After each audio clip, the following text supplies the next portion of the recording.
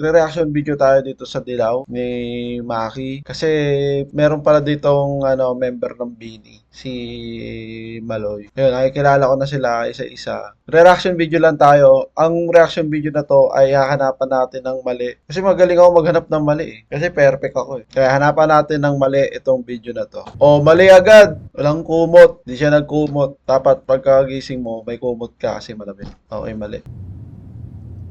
Mali itong drawing na to. Hindi. Art yan, diba? Ang hirap gawin yan, guys. Kahit ako, hindi ko kayang gawin yan. Hindi ko rin gagawin yung ganyan.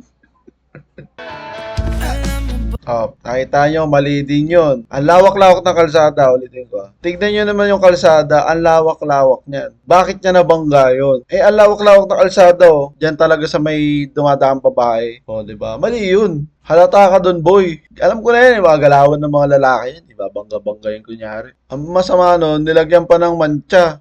Ano ba naman yan? Ikaw ba maglalaban yan? Hindi naman eh. Ganda ni Maloy dito. Ayos. Hindi siya mali. Yung mga pogi talaga, nasa may rowan yan. And then, yung mga mukhang makukulit, yung mga mukhang basagulero, dun talaga sa likod yan. Kasi trip na trip nila yung katabi mga basura eh. Ewan ko, cool siguro yun. Katabi may basura. Ayun, doon sila sa likod. Ayan, makikita mo dyan. May mga nag-digit, may mga nagsi-cellphone, may mga natutulog. Doon yan sila sa likod.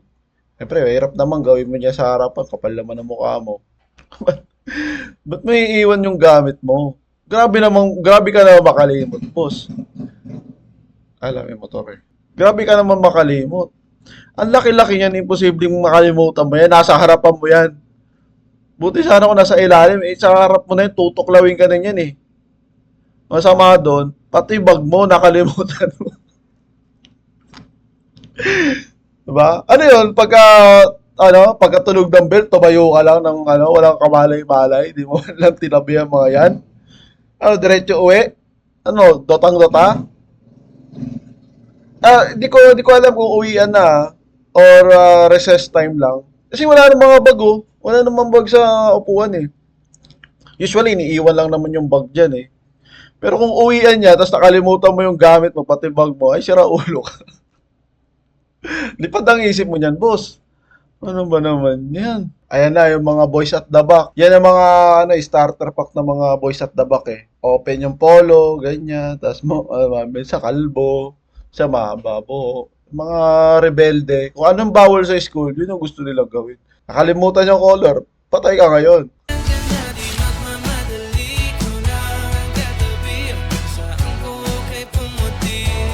Huwag ka mag-iwan ng gamit pag alam mo may sira ulo sa classroom nyo. Ayun, mali din kasi to si Maloy eh.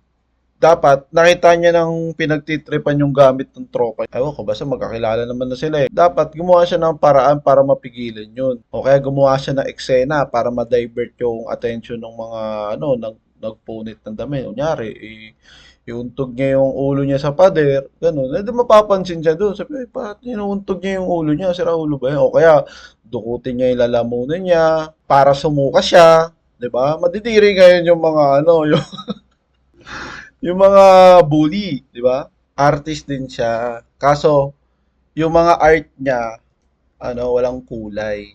Yun sa lalaki, may kulay. So parang siya yung magbibigay ng kulay dun sa babae. Oh!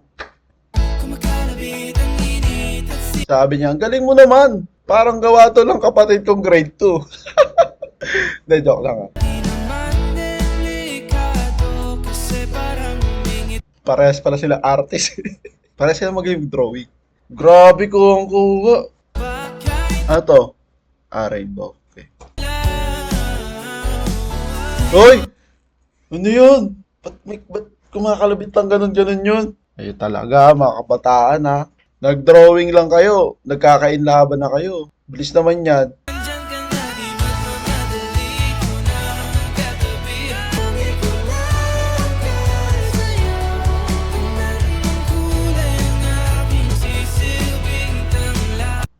Kaninong jeep yan? Ba't yung ginawang hideout yan?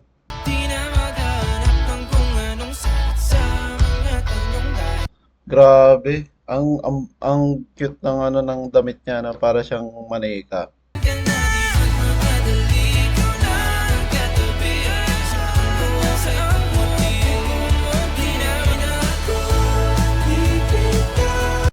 baka transfer na. Kasi wala na yung nila, mga gamit. Wala na yung hideout nila. Ayun yung malungkot.